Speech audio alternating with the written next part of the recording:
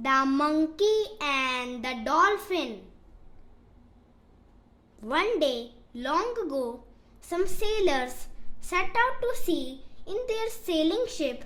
One of them brought his pet monkey along for the long journey. When they were far out at sea, a terrible storm overturned their ship. Everyone fell into the sea, and the monkey was sure that he would drown.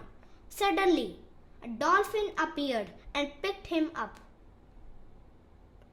They soon reached the island, and the monkey came down from the dolphin's back.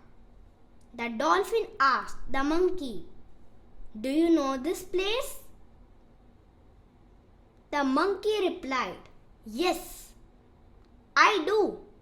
In fact, the king of the island is my best friend. Do you know that I am actually a prince?"